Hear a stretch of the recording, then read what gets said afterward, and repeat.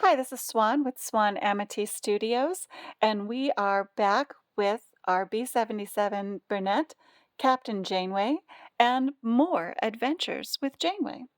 Here we go. We are looking at making our little circles with a curl inside of them.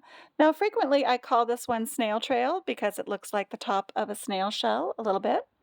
Some of you have seen me at shows, and when I'm working at shows to do demos, I'm always talking about different shapes while I'm working through some of these little sample sandwiches. And you may have noticed that they always look the same.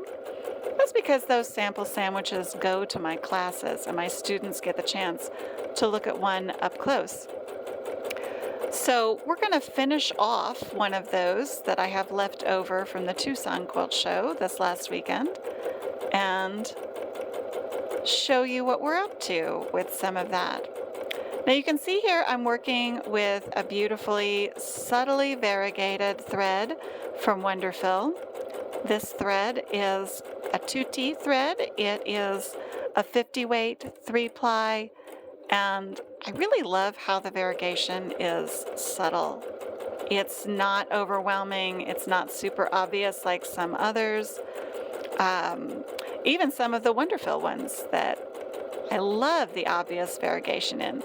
But I bought this one because of its subtlety, and I thought it would be really fun to do an ocean quilt with.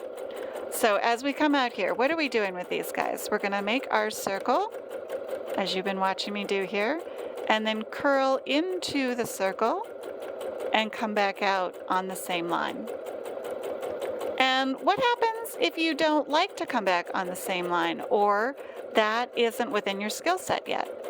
Go ahead and make that same curl, but then intentionally do not come out on the same line. And see how that one is going to give us the appearance of a little bit of a ribbony effect. Now, I think that is just as fun as coming back on the same line.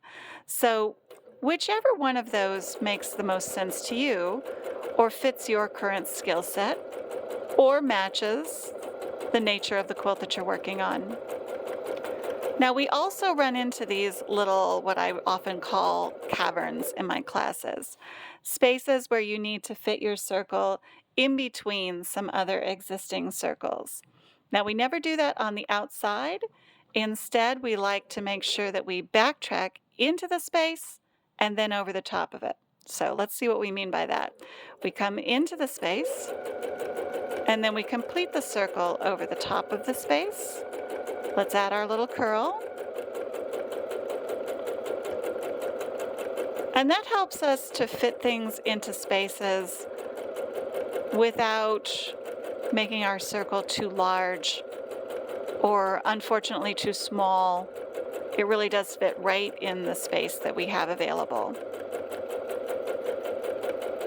So Janeway and I are going to finish this one up, and now you know a little bit more about snail trail with this beautiful thread from Wonderfil.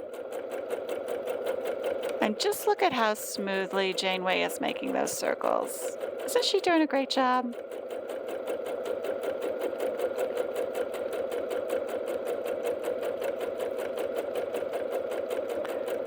If you haven't already subscribed to the channel, go ahead and do that. And you'll make sure you get all of our updates. And we'll show you some more fabulous free motion ideas. We'll be working on some other samples, and we'll be adding some fabulous fill ideas for you as well. Don't forget to always stitch happy.